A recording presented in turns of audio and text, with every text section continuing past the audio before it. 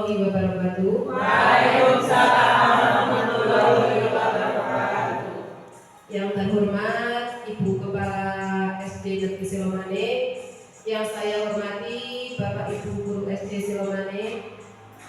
Pertama, mari kita panjatkan puji syukur kehadirat Allah Subhanahu wa Ta'ala yang telah melimpahkan karunia-Nya kepada kita semua, sehingga kita bisa berkumpul di ruangan SD Silomane ini dalam acara desiminasi budaya positif tanpa ada halangan suatu apapun. Terima kasih kepada ibu-ibu yang sudah meluangkan waktunya. Di sini saya akan memaparkan yaitu tugas desiminasi modul 1.4 tentang budaya positif.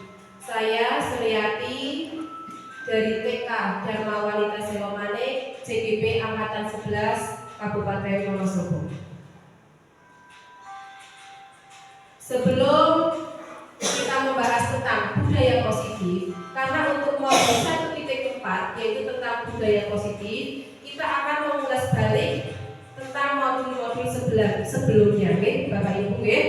Untuk yang pertama, modul 1.1 yaitu tentang filosofi KHD, yaitu di sini pemikiran KHD yaitu tentang pendidikan. Gagasan Ki Hajar Dewantara yaitu ada 3. Yang pertama, ing ngarsa sungkulodo. Yang kedua, ing madya pamungkarsa. Yang ketiga, tutwuri handayani. Bapak Ibu semua pasti sudah paham tentang 3 pemikiran Ki Hajar Dewantara. Di mana untuk yang pertama yaitu ing ngarsa sungkulodo, pendidik itu memberi teladan. Karena apa? Namanya guru itu apa yang kita lakukan, apa yang kita perbuat itu siswa akan mencontoh kita. Untuk yang kedua yaitu ing madya pamungkarsa, di mana pendidik itu memberi motivasi. Mungkin di situ apa? Biar anak itu mau berkembang dan mau maju. Tidak hanya memberi contoh, tapi harus juga memberi motivasi. Kemudian untuk pemikiran Ki Hajar Dewantara yang ketiga yaitu tutwuri handayani. Selain di depan, selain di tengah, guru juga bagaimana? Iya, yang ketiga yaitu apa? Memberi dorongan, memberi dorongan dan mendukung kepada seluruh peserta didik biar peserta didik itu bisa maju. Untuk yang selanjutnya masih tentang modul 1.1 yaitu kita sebagai pembelajar. Pendidikan adalah pembudayaan buah budi manusia yang beradab dan buah perjuangan manusia terhadap 2 kekuatan yang selalu mengelilingi hidup manusia, yaitu kodrat alam dan kodrat nyaman. Di sini berarti ada 2 yang harus kita pertimbangkan tentang kodrat alam dan kodrat nyaman. Mungkin ibu-ibu sudah paham semua belum tentang kodrat alam dan zaman, atau sampai di sini ada yang mau ditanyakan? Silakan mungkin Bu Ana. Oh ya, bagaimana Bu Ana? Saya mau bertanya tentang apa? Karena saya memang belum paham tentang kodrat alam dan kodrat zaman. Oh ya, terima kasih pada Bu Ana. Ya, mungkin di sini ada dari Bapak Ibu yang mau menjelaskan tentang apa yang dimaksud antara kodrat alam dan kodrat zaman, Bu Ana, ya. Monggo, ya, Bu Win, silakan.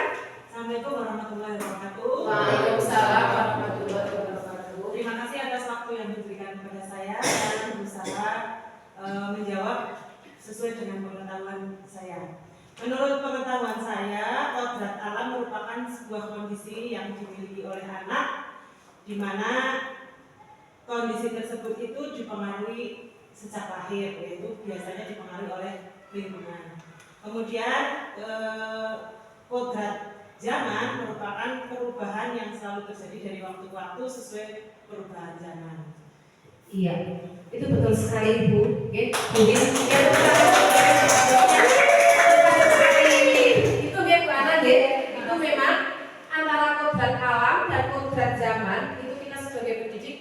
harus benar-benar menstimulus anak tersebut. Di mana yang dinamakan kodrat alam itu kodrat yang sudah dimiliki anak itu sejak lahir dan itu bisa dipengaruhi oleh lingkungan anak tersebut tinggal. Itu namanya kodrat alam. Kalau yang kodrat alam nyaman itu yaitu kodrat yang bagaimana tadi? Iya, sesuai dengan zamannya sekarang, yang dari waktu ke waktu bisa berubah. Itu biasanya sesuai dengan keterampilan dari anak ataupun orang tersebut. Untuk yang selanjutnya, kita sebagai pembelajar, pendidik hanya dapat menuntun tumbuhnya kekuatan kodrat yang ada pada anak-anak agar dapat memperbaiki lakunya dan tumbuh sesuai dengan kekuatan kodrat anak. Di sini yang dimaksud menuntun itu bagaimana? Nah, kita itu sebagai pendidik itu tidak bisa merubah kodrat alamnya anak tersebut. Kita hanya bisa menuntut. Kita diibaratkan kalau di sekolahan itu kita sebagai ladangnya. Kita sebagai ladang dan anak tersebut itu bibitnya. Contohnya kita umpamakan seperti di sawah. Anak tersebut itu sebagai padinya. Nah, biar padi tersebut bisa tumbuh dengan baik dan menghasilkan kualitas yang baik, kita bagaimana caranya?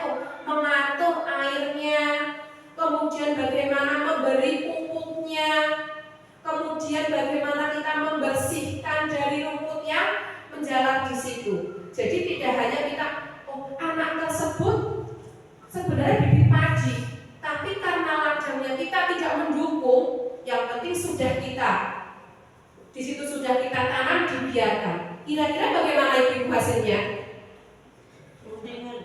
Kupingan ya tidak sesuai. Jadi nanti untuk hasilnya tidak sesuai yang kita harapkan. Jadi bagaimana caranya? Nah, di situ tidak mungkin bibit jagung bisa tumbuh di sawah yang berair. Jadi kita ibaratkan anak seperti itu. Jadi kita sebagai apa? Ladangnya yang bisa bagaimana menstimulus dari bibit itu tumbuh dengan baik. Itu pun berbeda di antara lingkungan. Di Selomane dengan di lingkungan yang lain itu mungkin berbeda. Karena apa? Mungkin kalau yang di sebelah lingkungan iklimnya lebih lembab, jadi mungkin membutuhkan air sedikit. Kalau di sini karena musimnya mungkin iklimnya kemarau, berarti membutuhkan air yang lebih banyak. Jadi setiap anak itu mempunyai karakteristik yang berbeda. Jadi bagaimana kita juga menumbuhkan sesuai dengan apa? Sesuai dengan kodrat anak tersebut, tapi tidak merubah. Sekarang masuk ke modul 1.2, yaitu nilai dan peran guru penggerak.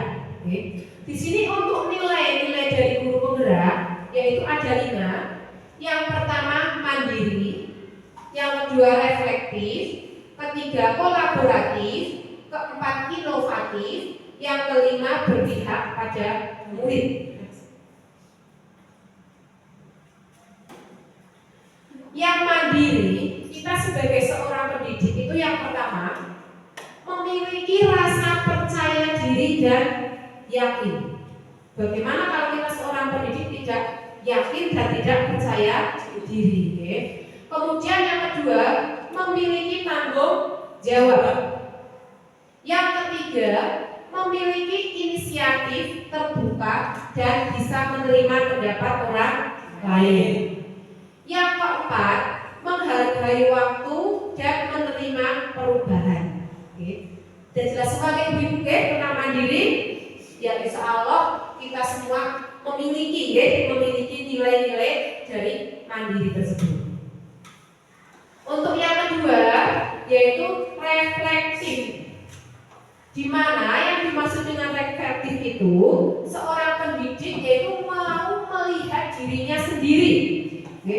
Merefleksi dirinya sendiri. Kita sudah sesuai belum dalam mengajar? Kita dalam bertindak tingkah laku sudah sesuai atau belum, seperti itu. Kemudian yang kedua, melakukan introspeksi diri terhadap apa yang dilakukan, sama ya dengan tadi melihat dirinya sendiri. Jadi lebih ke introspeksi. Yang ketiga yaitu menjadikan refleksi sebagai kebiasaan pembangunan. Dari hal tersebut kita merefleksi apa yang perlu kita tingkatkan dan untuk kemajuan sekolah, terutama untuk kemajuan pribadi kita sendiri. Yang ketiga yaitu kolaboratif. Kolaboratif yang pertama yaitu melakukan kerjasama. Yang kedua berkomunikasi yang baik. Yang ketiga saling ketergantungan positif terhadap semua pihak untuk membangun rasa percaya diri dan saling menghargai. Ibu-ibu sudah kolaboratif semua, Iya pastinya sudah, Tapi di sini dalam hal yang positif, jangan yang berkolaborasi, tapi hal-hal yang negatif. Untuk yang keempat, yaitu peran guru, nilai guru yaitu inovatif, yaitu memunculkan ide atau gagasan yang tepat guna. Itu bagus sekali lah. Insya Allah kita semua sudah dengan berjalannya waktu, berjalannya zaman, kita bisa memunculkan ide tersebut untuk pembelajaran di sekolah. Yang kedua yaitu pantang menyerah dengan tuntutan perkembangan baru, di mana sekarang itu IT itu perkembangannya sangat pesat, tidak dari tahun ke tahun, tapi mungkin dari menit ke menit itu perkembangan IT selalu berubah. Jadi kita kalau tidak mau mengikuti ya kita akan ketinggalan. Seperti itu. Untuk yang terakhir yaitu berpihak pada murid. Kita sebagai seorang pendidik itu selalu mementingkan kepentingan murid dalam setiap kegiatan. Kita mengesampingkan kepentingan pribadi. Kemudian guru hanya berperan sebagai fasilitator.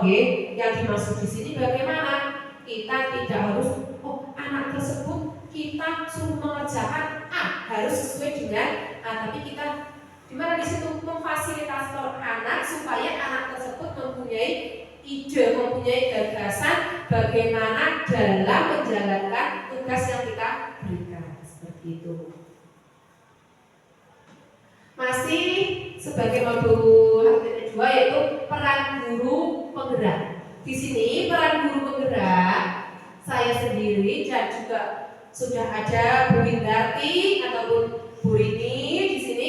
Peran guru penggerak yaitu menjadi pemimpin pembelajaran. Itu sudah pasti tidak hanya guru penggerak tapi ibu-ibu semua sudah pasti menjadi pemimpin dalam pembelajaran. Itu seorang guru. Kalau bukan pemimpin pembelajaran berarti ya bukan seorang guru, seorang pendidik itu. Bukan seorang guru ataupun pendidik. Yang kedua menggerakkan komunitas praktisi. Itu juga pasti ibu-ibu semua kan mempunyai komunitas praktisi, di mana di sini sebagai guru penggerak kita mempunyai tugas untuk menggerakkan komunitas praktisi. Kita bisa mengembangkan komunitas praktisi dan juga bisa kita merintis komunitas praktisi. Tapi terus terang saya tidak merintis ya Ibu, saya ingin menggerakkan komunitas praktisi yang sudah ada. Untuk yang ketiga yaitu menjadi coach bagi guru lain. Nah itu ya, mari bersama-sama kita saling menjadi coach. Yang keempat, mendorong kolaborasi antar guru. Ini sudah berjalan, mudah-mudahan nanti lebih baik lagi dan lebih maju lagi. Yang kelima, mewujudkan kepemimpinan peserta didik. Itu bagus sekali bagaimana peserta didik itu biar bisa menjadi seorang pemimpin. Contohnya apa? Tidak seperti yang sudah kita harapkan yang tinggi-tinggi pemimpin itu tidak, tapi kita ibaratkan kalau anak SD, anak TK seperti saat upacara, anak tersebut sudah bisa membariskan, menyiapkan, itu sudah termasuk menjadi pemimpin peserta didik. Selain itu juga di kelas pembelajaran berkelompok, ada salah satu yang ditunjuk sebagai ketua kelompok. Nah, itu juga sudah apa? Mewujudkan kepemimpinan peserta didik. Kita lanjut ke modul 1.3 sekilas, yaitu tentang visi prakarsa perubahan. Di mana di sini TK mempunyai visi mewujudkan anak yang sehat, ceria, berakhlak, cerdas, dan cinta tanah air. Ini dari visi kami. Nah, kemarin kami itu ada tugas dalam prakarsa perubahan, di mana bagaimana kita menciptakan visi tersebut. Nah, bisa mengambil dari unsur visi semua, bisa salah satu dan juga bisa lebih dari satu. Nah, di sini saya kemarin mengambil prakarsa perubahannya, yaitu upaya dalam mewujudkan anak yang ceria melalui pembelajaran yang menarik. Nah, ibu-ibu mungkin ada pertanyaan di sini, bagaimana dalam mewujudkan Nah, mungkin Bu Bayu atau yang lain ada pertanyaan? Ya, saya mau bertanya. Oh iya, silakan. Yang ingin saya tanyakan tentang prakarsa perubahan itu, bagaimana dalam mewujudkan anak yang ceria? Oh iya, terima kasih. Ya, di sini memang karena basicnya saya di TK, itu kan saya sendiri itu harus bagaimana menciptakan anak itu ceria. Karena yang paling utama itu ceria. Nah, kalau sudah ceria, nanti anak-anak tersebut akan mengikuti pembelajaran yang semangat. Nah, tapi di situ dalam prakarsa perubahannya, yaitu saya dalam mewujudkan pembelajaran yang ceria, yaitu dengan menyediakan media yang beragam sesuai dengan topik pembelajaran. Jadi tidak hanya menonton guru di depan ceramah itu tidak, tapi kita menyediakan dari berbagai media yang beragam. Jadi di situ nanti siswa tersebut merdeka, terserah temannya, anaknya mau milih yang mana. Jadi kita sediakan berbagai macam media. Contohnya kalau di TK itu anak mau belajar tentang bendera. Nah, kita sediakan di situ beberapa lospat. Kita tanyakan ke anak apa yang anak-anak ketahui tentang bendera. Pasti anak-anak akan berceletuk merah, putih, Indonesia. Nah, seperti itu. Nah, kita beri contoh di situ tulisan merah, putih, Indonesia dan sebagainya. Anak tersebut mencontoh tulisan tersebut. Tidak monoton hanya satu media menggunakan pensil, tapi di situ menggunakan beberapa lospat. Jadi menulis huruf tersebut menggunakan media yang beragam. Jadi anak-anak akan lebih tertarik. Nah, kalau sudah terbentuk seperti itu, kita sebagai seorang pendidik mendekati anak tersebut. Apa yang kalian buat? Tulisan merah, Bu. Kan hanya mendengar merah. Baru kita dekati. Yang pertama ini huruf apa? Nah, dari situlah anak-anak nanti akan terstimulus. Oh, huruf M yang seperti ini. Jadi tidak hanya monoton menulis itu di papan tulis anak mencontoh di buku. Itu tidak seperti itu. Jadi anak-anak akan lebih tertarik. Kalau anak sudah tahu huruf M dengan lospatnya, sekarang baru coba guru contohkan huruf M tersebut di kertas. Nah, jadi anak tersebut akan melalui tahap yang menarik dengan menggunakan media. Bagaimana Bu Bayu? Ya, terima kasih atas penjelasannya. Oh iya, sama-sama ya. Kalau yang lain sudah jelas? Sudah paham ya. Nah, kita lanjut ya Ibu. Oh iya, ada bapak-bapak, mohon maaf. Soalnya biasanya kalau di TK itu adanya ibu-ibu. Ya, mohon maaf ya Bapak ya. Ada bapak-bapak dan ibu-ibu. Nah, di sini tadi kalau dalam prakarsa perubahan kita menggunakan yaitu dengan model baja. Tadi yang pertama itu buat pertanyaan. Ini tadi yang sudah. Yang kedua itu ambil pelajaran. Nah, di sini bagaimana cara membuat aturan dalam penggunaan media yang menarik. Nah, berarti di sini apa? Kita harus berkolaborasi dengan guru dari lembaga lain yang sudah menggunakan media yang menarik. Sebagai apa? Sebagai bahan, oh iya di sana ternyata lebih menarik. Oh kita juga karena kita belum punya, bagaimana kita bisa menerapkan hal tersebut. Kemudian yang ketiga yaitu G. G itu gali mimpi. Gali mimpi di sini bagaimana cara mengembangkan potensi siswa dengan media yang menarik, yaitu dengan membuat media pembelajaran yang menarik dengan melibatkan siswa. Contohnya bagaimana? Oh di sini kita mau membuat tadi bendera. Nah, teman-teman, bendera itu biar bisa berdiri ada apa tiangnya. Nah, bagaimana kita membuat tiang? Nah, dari anak-anak teman-teman tersebut bisa mencari, Bu guru di sini ada lidi, Bu guru di sini ada sedotan, di sini ada setik. Nah, anak tersebut kita libatkan dalam mencari medianya. Jadi anak tersebut akan lebih tertantang. Ini yang untuk gali mimpi. Kemudian yang selanjutnya untuk J yaitu jabarkan, yaitu jabarkan rencana. Nah, di sini apa rencana selanjutnya yang bisa saya lakukan untuk merealisasikan pembelajaran yang menarik? Yaitu yang saya ingin realisasikan yaitu berbagi praktek baik dengan teman sejawat sektor IGTKI kecamatan, di mana saya memang ingin sekali menggerakkan teman-teman dalam IGTKI kecamatan biar mereka juga tergerak untuk mengikuti pembelajaran yang menarik seperti itu. Kemudian untuk yang terakhir yaitu A, atur eksekusi. Siapa saja yang akan memantau penerapan program ini? Yang pertama yaitu penilik PAUD, yang kedua yaitu kepala sekolah, dan yang ketiga teman sejawat. Itu sudah pasti karena di atasan kita kan penilik. Nah ini untuk yang utama yang kita bahas pada siang hari ini yaitu modul 1.4 tentang budaya positif di sekolah. Budaya positif siswa di sekolah adalah nilai keyakinan dan kebiasaan baik yang dijalankan oleh seluruh warga sekolah, baik siswa, guru maupun tenaga kependidikan lainnya.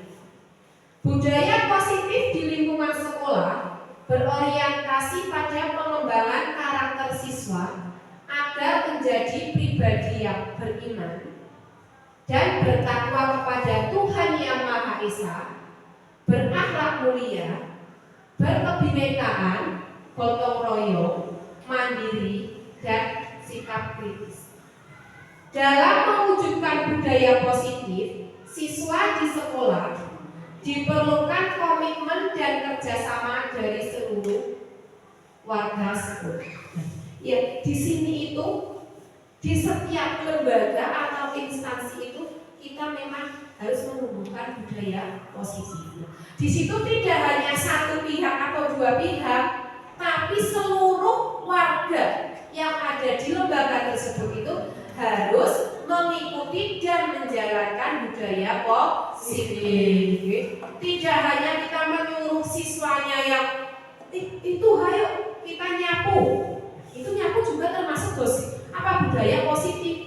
Dalam apa? Yaitu dalam menjaga kebersihan. Tidak hanya siswa tapi seluruh warga sekolah. Selain itu contohnya lagi kalau kedisiplinan. Contohnya masuk sekolah tepat waktu. Kita tidak hanya menyuruh kepada siswa masuk tepat waktu, tidak boleh terlambat. Kita sebagai seorang guru, siswa sudah datang baru assalamualaikum. Itu berarti belum mencontohkan apa? Budaya positif. Karena kita juga sebagai warga sekolah. Nah, di sini guru dan tenaga kependidikan lainnya itu harus menjadi teladan bagi siswa dalam berperilaku positif. Seperti tadi dalam 1.1, kita itu apa? Seperti pemikiran Ki Hajar Dewantara, Ingarso Tulodo. Jadi kita sebagai seorang guru harus memberi teladan, contoh, tidak hanya menyuruh. Nah, kalau kita memberi contoh, insya Allah anak-anak tersebut dengan sendirinya akan mengikuti. Tapi kalau hanya kita perintah, mungkin hanya sekilas anak tersebut mau melaksanakan kalau kita perintah saja. Tapi kalau dengan keteladanan, dia secara dengan dirinya sendiri, dia akan mengikuti. Oh, bu guru sedang nyapu, dia akan malu, akhirnya dia akan mengambil sapu seperti itu. Oh, bu guru sedang mengambil sampah, memasukkan sampah ke tempatnya. Saya tidak mungkin akan membuang sampah sembarangan. Jadi seperti itu, Kemudian sekolah juga perlu menyediakan berbagai program dan kegiatan yang dapat mengembangkan budaya positif siswa. Budaya positif ini akan menjadi fondasi yang kuat bagi siswa untuk menjadi pribadi yang berkualitas dan berkontribusi positif bagi masyarakat. Kita sebagai seorang pendidik benar-benar bagaimana bisa menumbuh kembangkan anak tersebut tentang budaya positif, biar nanti juga di masyarakat anak tersebut bisa mengimplementasikan, tidak hanya di sekolah. Nah, kalau di masyarakat dia sangat baik tutur katanya, kemudian tingkah lakunya dan hal yang positif, pasti dari masyarakat akan ditanya sekolah di mana, di Selomane. Oh iya betul, makanya orang-orang berbondong-bondong menyekolahkan ke SD Selomane karena memang budaya positifnya sangat mendukung. Dari hal kecil seperti itu bisa meningkatkan kualitas dan juga minat dari orang tua dalam apa? Untuk menyekolahkan anak atau putra putri.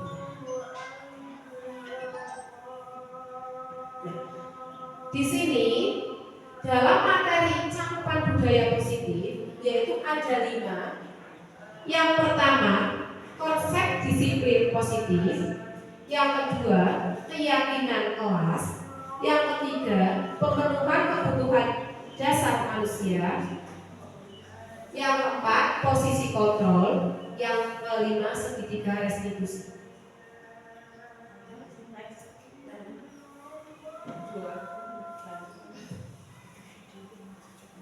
Ya, lanjut.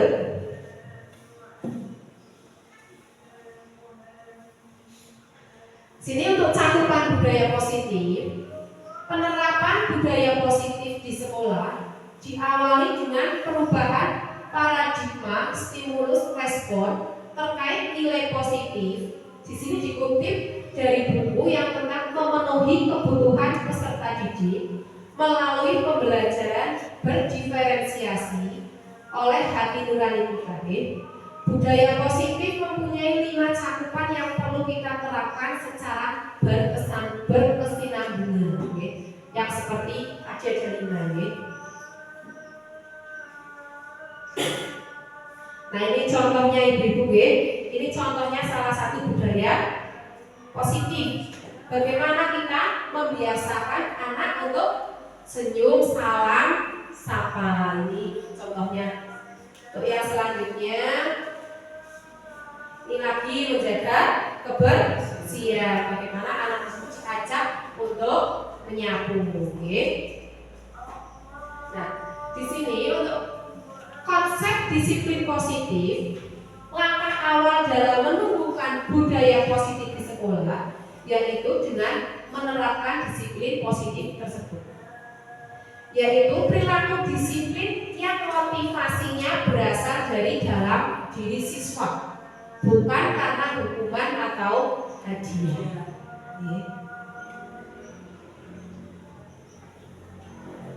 Nah, ini masih contoh tentang tadi budaya positif. Ini mengembalikan mainan setelah digunakan. Kemudian lagi bisa meletakkan sepatu dirak sepatu atau sesuai dengan tempatnya. Kemudian di sini ada manfaat dalam penerapan budaya positif baik di sekolah ataupun di kelas. Yang pertama yaitu menciptakan lingkungan sekolah yang aman, nyaman, dan menyenangkan bagi seluruh warga sekolah. Itu tentunya ibu-ibu pasti kita semua mengharapkan yang nyaman, aman, dan menyenangkan untuk semua warga sekolah. Kemudian yang kedua, meningkatkan motivasi dan semangat belajar siswa. Contohnya lagi tadi untuk memotivasi dan semangat belajar. Coba kita bayangkan, anak-anak mau masuk, tapi di situ di kelas berantakan sepatunya, tidak diletakkan di tempatnya, habis mainan tidak kita beri contoh teladan bagaimana cara merapikannya. Kira-kira anak-anak akan termotivasi dan semangat untuk belajar tidak? Tidak, karena kita sudah melihat kelasnya saja tidak rapi, tidak nyaman. Untuk selanjutnya yaitu membangun hubungan yang harmonis antara siswa, guru, dan tenaga kependidikan lainnya. Pasti kalau kita bisa menerapkan budaya positif, itu pasti hubungan kita akan positif juga. Meningkatkan prestasi akademik dan non akademik siswa, ini juga sangat berpengaruh. Contohnya alhamdulillah di SD kita ini begitu banyak prestasi yang kita ukir itu terutama dari budaya positif. Nah ini tadi yang contohnya dalam budaya positif ada pembiasaan salam sapa, pembiasaan saling membantu atau gotong royong, kemudian pembiasaan menghargai pendapat, disiplin positif, sikap disiplin, menghargai pendapat orang lain, dan juga berkolaborasi.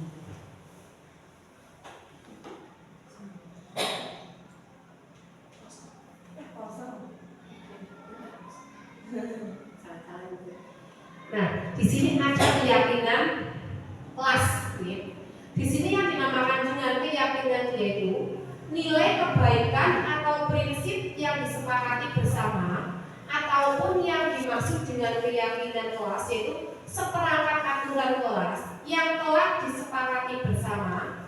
Dengan membuat keyakinan kelas, siswa akan lebih bersemangat untuk melaksanakan prinsip atau nilai yang mereka buat. Ini namanya keyakinan kelas. Ibu-ibu dan bapak-bapak dan ibu-ibu, kalau selama ini itu saya sendiri itu nulisnya atau kita membuatnya bukan keyakinan kelas, tapi peraturan kelas. Antara peraturan kelas dan keyakinan kelas itu kira-kira sama tidak?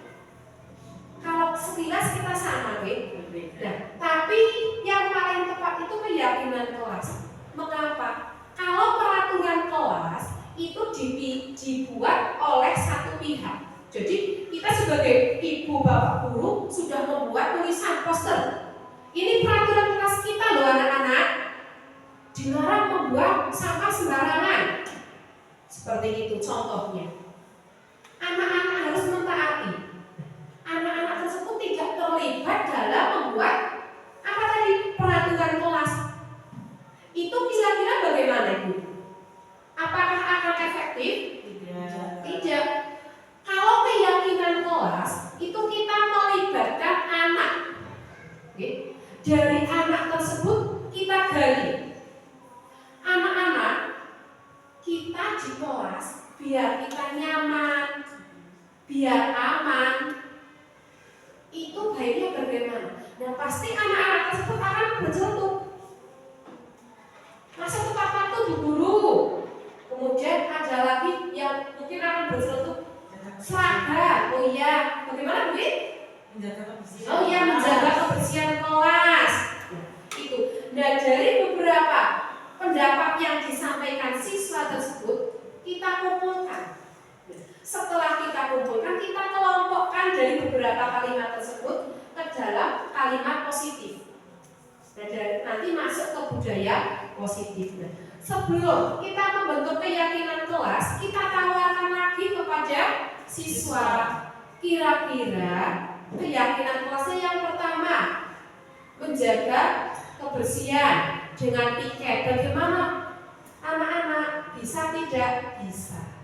Berarti kalau keyakinan kelas tersebut sudah kita sepakati bersama antara guru siswa, itu bagaimana anak tersebut akan menjalani dengan sendirinya, dengan sungguh-sungguh dari hati, tidak hanya perintah. Jadi kita mulai hari ini mulai sekarang kita membuatnya bukan peraturan kelas tapi keyakinan kelas.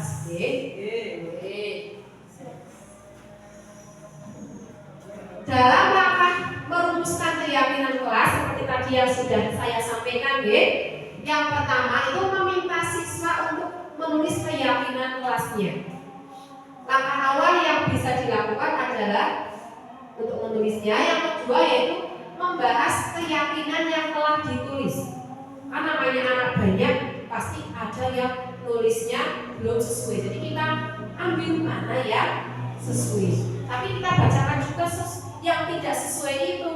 Kira-kira kalau kita rubah ke kalimat positif bisa atau tidak, seperti itu. Kemudian memilah keyakinan kelas, kita memilah antara yang positif dan yang belum positif atau negatif. Kemudian mengubah keyakinan kelas agar menjadi kalimat positif. Contohnya, jangan membuang sampah sembarangan. Itu kan masih kalimat negatif. Kita ganti bagaimana? Buanglah sampah pada tempatnya. Nah, itu salah satu contoh berubah dari kalimat negatif ke kalimat positif. Untuk yang kelima yaitu menyepakati keyakinan kelas tersebut. Jadi kita tawarkan kepada anak-anak, ini keyakinan kelas kita, mau kita sepakati atau tidak. Kalau memang tidak, ya bagian mana, kemudian mau diganti apa dan sebagainya. Jadi anak tersebut terlibat, mereka akan senang. Oh iya, itu saya yang mengusulkan dalam budaya positif, masa saya tidak akan menjalankan. Jadi anak tersebut akan tumbuh dari dirinya sendiri.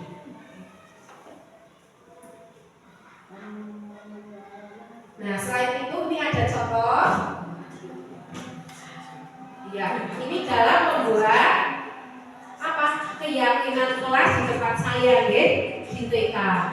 Karena di TK anak tersebut belum bisa menulis, memang saya tawarkan dengan gambar.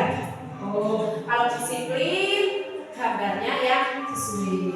Kemudian di kelas berjalan pelan, saya gambarkan dengan telapak kaki 2 dan sebagainya. Jadi anak-anak akan lebih paham. Bahwa ibu-ibu dites harian.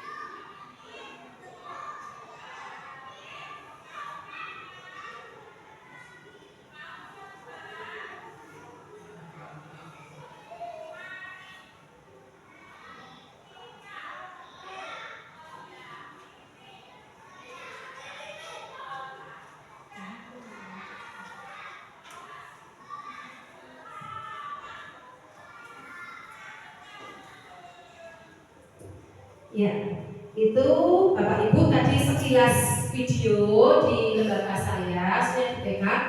Ini mohon maaf karena memang di TK kondisinya seperti itu. Jadi anak-anak itu yang satu menyaut ini, yang satu ini, dan seperti jadi itu memang butuh kesabaran Bapak Ibu. Di sini tadi memang ada beberapa keyakinan kelas yang sudah kita sepakati, tapi berbeda dengan di SD. Kalau di TK itu hampir setiap, tidak hanya setiap hari, tapi setiap waktu keyakinan tersebut itu kita ingatkan. Kalau tidak kita ingatkan, nanti sudah lupa lagi. Beda dengan di SD, apalagi yang kelas tinggi itu sudah tertulis, sudah kita yakini bersama, anak-anak sudah dengan sendirinya bisa menjalankan.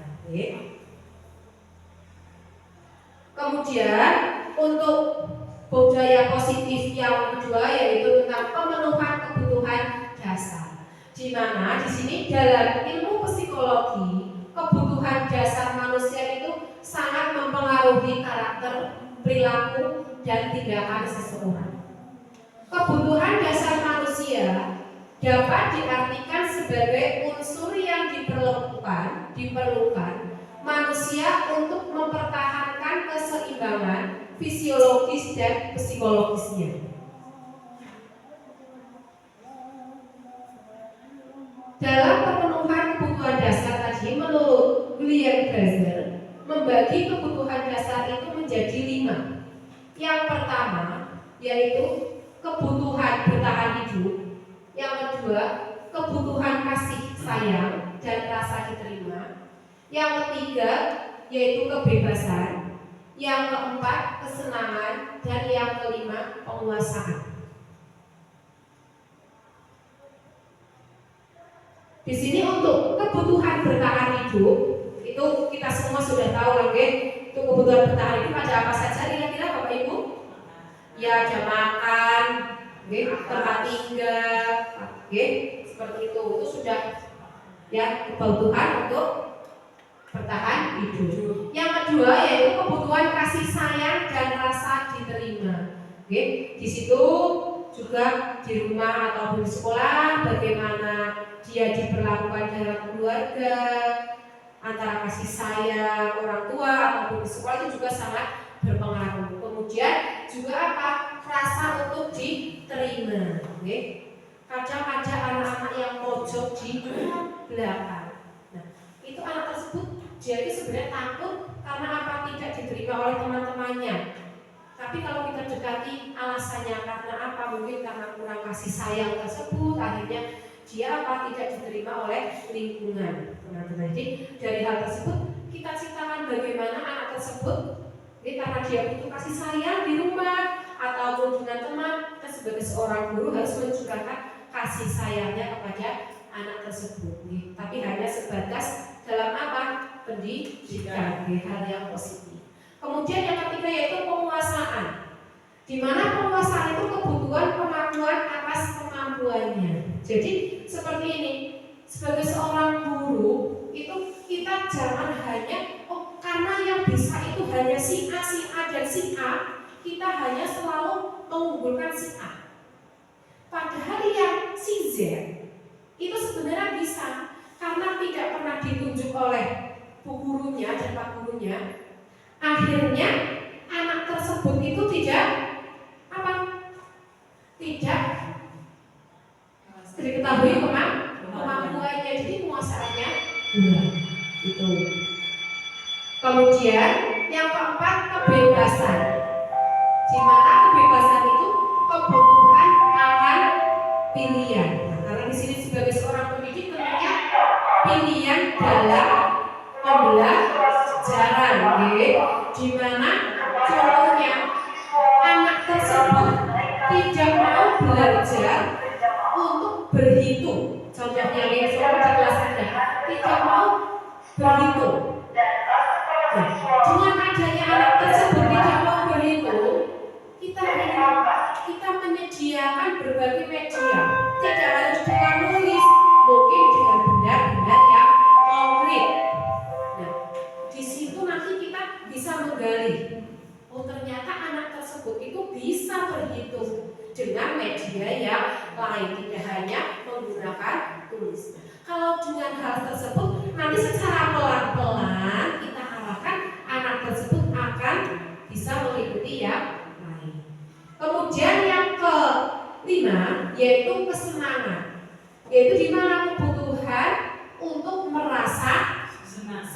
senang. Jadi anak tersebut senang atau tidaknya itu juga dari kita sebagai seorang pendidik bisa menjadi penentu, dan anak tersebut pun bisa juga menentukan dirinya sudah senang atau tidak.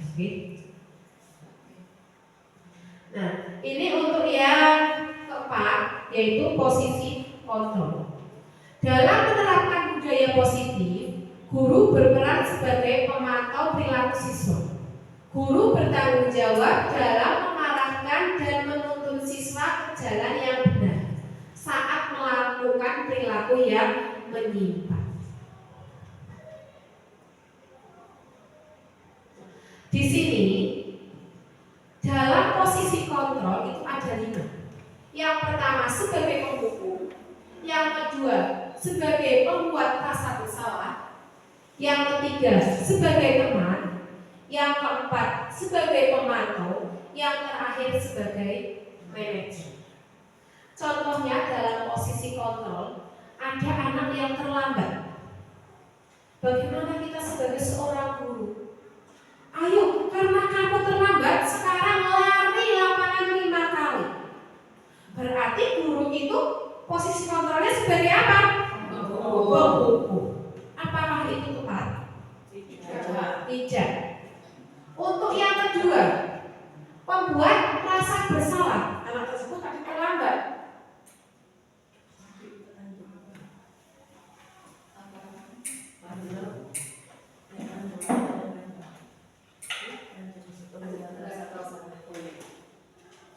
Mohon maaf Ibu, karena gangguan teknis tadi sudah pembuat rasa bersalah. Itu rasa bersalah. Mohon maaf Bapak Ibu karena rasa bersalah di situ tadi anak tersebut terlambat. Kemudian kita tanya,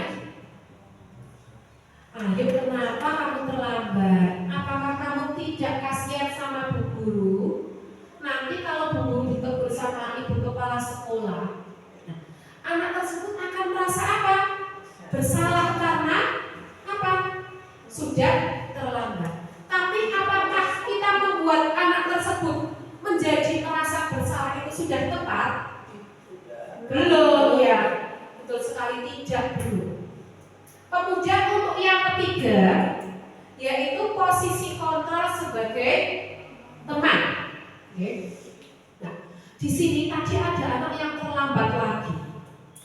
Kemudian kita panggil, ayo, kenapa tadi kamu terlambat? Coba ceritakan sama Bu Guru. Di situ kita ke anak tersebut kita melihatnya sebagai teman, biar anak tersebut lebih nyaman. Tapi belum memberikan solusi kepada anak. Apakah itu sudah tepat?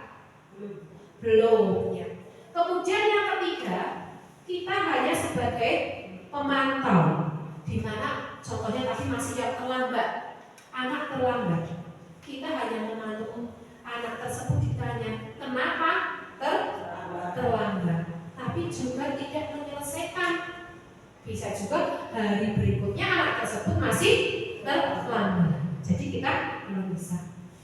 Yang kelima yaitu sebagai manajer, di mana disitulah dari kelima posisi kontrol itulah yang paling sesuai dengan sebagai seorang pendidik. Coba untuk posisi kontrol ini, adakah dari Bapak Ibu yang mau ditanyakan?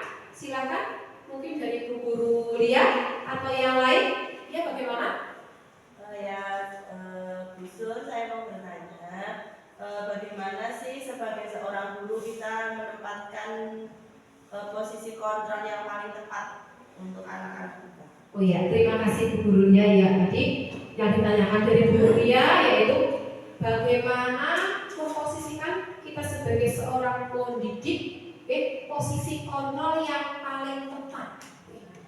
Dari kelima posisi kontrol tersebut, kita sebagai seorang pendidik yaitu posisi sebagai manajer, Di mana contohnya tadi anak yang terlambat.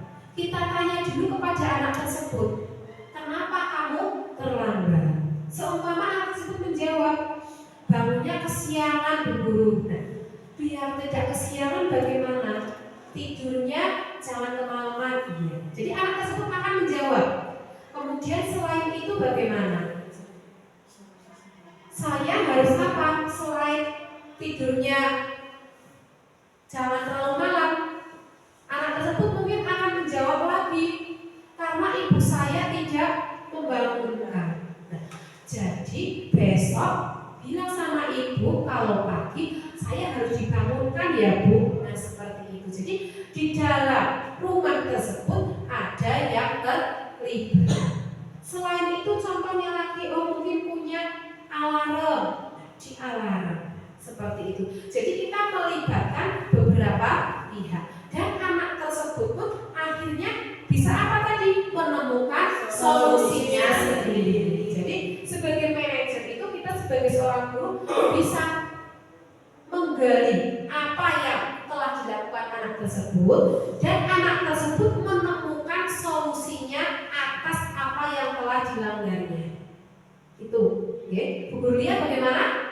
Ya, sudah cukup. Oh iya, sudah cukup. Terima kasih. Ya, sama-sama. Ini tadi sudah sekilas saya jelaskan, sebagai penghukum di sini. Aku aturan saya atau awas alias keliling lapangan. Ini kalau di sekolah kita tidak ada, kita kalau memang memberi konsekuensi itu yang sesuai dengan kita sebagai seorang pendidik. Selain penghukum, di sini penghukum itu diibaratkan juga ada yang memberi penghargaan. Atau reward, betul sekali Bu. Nah, di sini apakah kita dengan memberikan reward kepada anak itu sudah tepat? Belum. Kenapa? Karena dengan adanya reward tersebut, kalau kita rewardnya secara langsung, seumpama anak bisa mengerjakan apa yang kita harapkan. Oh iya hebat, oh iya tepuk tangan, itu bisa, itu bagus juga. Tapi kalau reward berupa barang, itu apa? Itu bisa juga tidak reward, tapi malah menjadi penghukum. Karena apa? Anak yang tidak mendapat reward, dia akan merasa terhukum. Contohnya hal permen. Si A dikasih permen karena bisa menjawab, si B tidak bisa menjawab. Dia akan kecil hati karena saya telah terhukum, tidak bisa menjawab. Dan lagi yang mau pulang, ayo pulang anteng-antengan. Itu juga salah satu apa? Reward kan? Reward kalau yang anteng boleh pulang. Nah, berarti kalau yang usil yang tidak anteng dia akan apa? Merasa belum pulang, merasa menjadi terhukum. Jadi mudah-mudahan nanti kita bisa menerapkan sebagai manajer baik di kelas ataupun di sekolah kita. Tadi yang membuat rasa bersalah, sudah sekilas saya sampaikan. Di sini juga tidak ada penyelesaiannya, karena hanya anak itu biar merasa bersalah. Ini juga masih kurang. Untuk sebagai teman juga ini sebenarnya kita sudah dekat kepada anak tersebut, tapi juga belum menemukan solusinya. Yang pemantau, ini setidaknya kita kalau belum sampai ke manajer, sebagai pemantau. Pemantau ini sudah di bawah sedikit dari manajer. Pemantau itu bisa kita sudah menggali dari anak tersebut, tapi belum menemukan solusinya dari anak tersebut. Jadi setidaknya kita sebagai pemantau, mudah-mudahan selanjutnya nanti bisa sebagai manajer.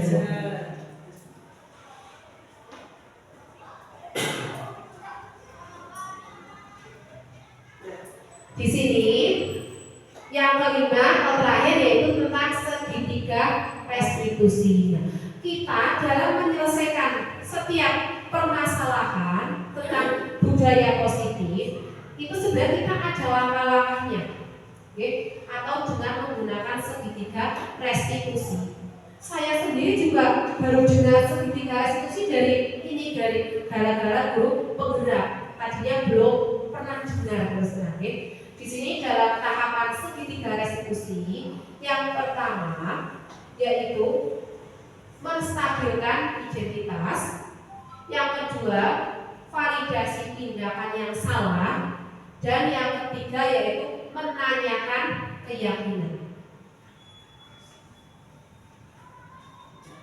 Menstabilkan identitas, di sini kita harus mampu meyakinkan mereka dengan mengatakan kalimat tidak apa, manusia tidak ada yang sempurna. Nah, itu kita menstabilkan identitas. Digali anak tersebut tadi terlambat, kenapa? Yang kedua yaitu memvalidasi tindakan yang salah. Nah, tadi itu tindakan terlambat itu termasuk tindakan yang baik atau tidak, yang benar atau yang belum benar. Jadi anak tersebut akan dengan sendirinya bisa mengungkapkan dengan memvalidasi tindakan. Yang kelima, yang ketiga yaitu menanyakan keyakinan. Nah, tadi yang ditanyakan, sudah yakin belum dengan adanya kamu sudah menemukan tadi solusinya dengan beberapa solusi? Apakah besok akan melaksanakan atau mengulangi lagi? Insya Allah tidak, karena anak tersebut sudah menemukan solusi dari dirinya sendiri.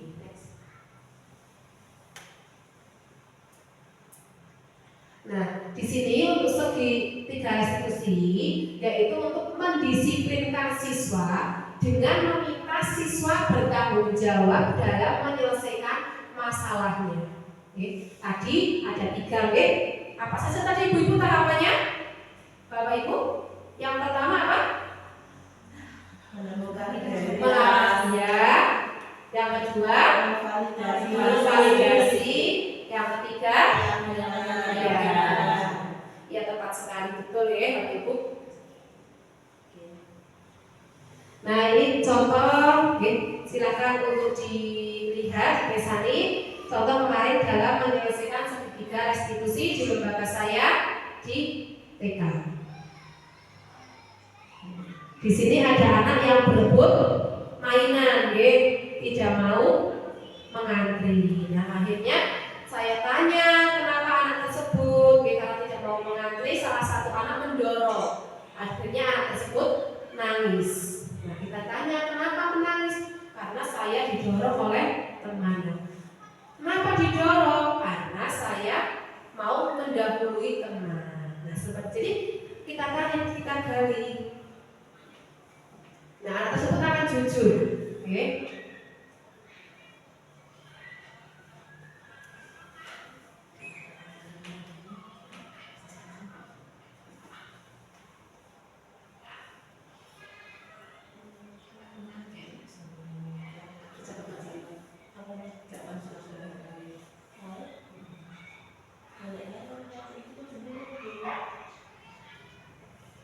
Nah, ini yang kedua, tadi yang mendorong.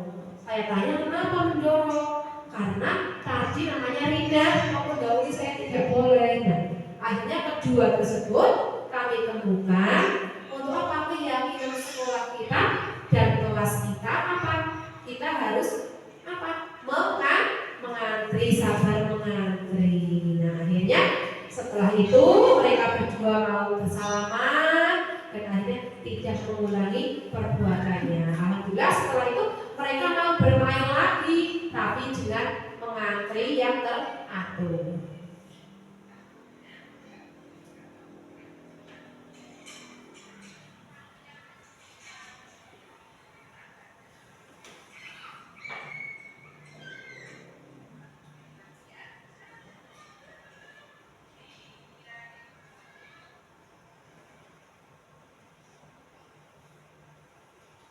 Ini untuk kasus yang kedua seterusnya.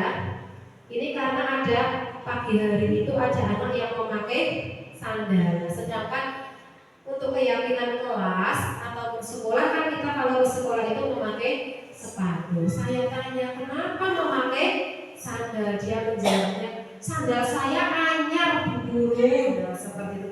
Ya karena anak senang punya sandarannya.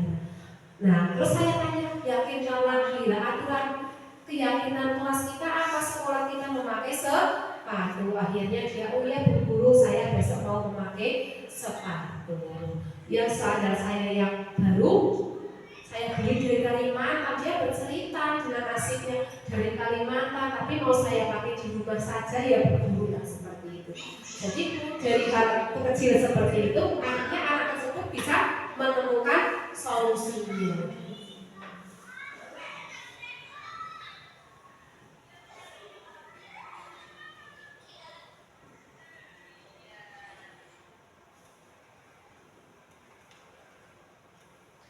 Ya, demikianlah Bapak Ibu, desiminasi dari saya.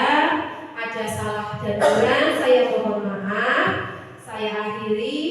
Wassalamualaikum warahmatullahi wabarakatuh. Waalaikumsalam warahmatullahi wabarakatuh. Ya, saya mohon kepada Ibu Kepala SD Silomanik untuk memberikan refleksi dari desiminasi saya.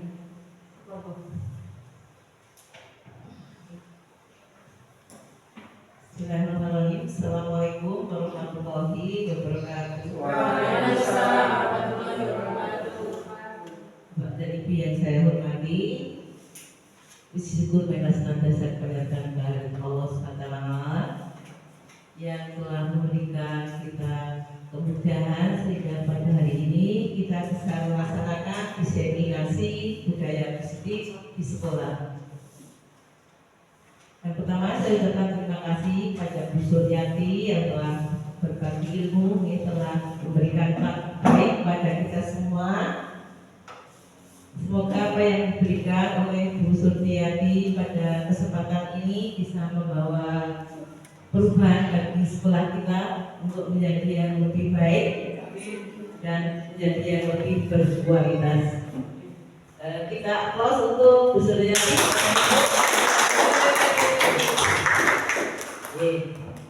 Dan semoga apa tadi yang diberikan seperti misalnya semboyan dari Yayasan Dewantoro, Ingat Sosok Keluarga, Ingat Yoman Karso, Tutuli Handayani itu dapat kita terapkan di sekolah kita, supaya sekolah kita itu bisa menerapkan itu dan peserta didik kita itu akan dapat melayani sehingga bisa itu akan menjadi apa tadi sesuai dengan visinya, menjadi anak-anak yang ceria dengan melalui pembelajaran yang menarik. Mari kita bersama-sama meningkatkan kinerja kita untuk apa, peningkatan kualitas pendidikan di sekolah kita. Saatnya bahwa kita akan bergerak untuk berdampak. Mari kita memiliki semangat yang baru, semangat baru dengan adanya program sekolah penggerak ini bisa membawa perubahan di sekolah kita.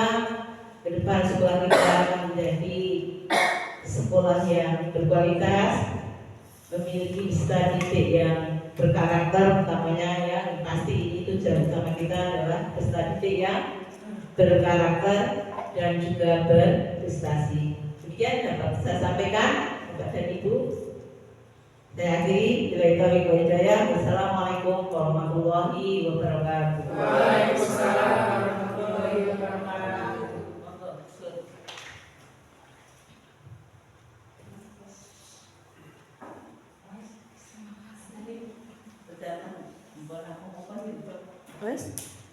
Ya, terima kasih kepada Ibu Yuni sebagai Kepala Sekolah SD Negeri Silomanik yang telah memberikan refleksinya kepada saya dan juga telah memberikan waktu.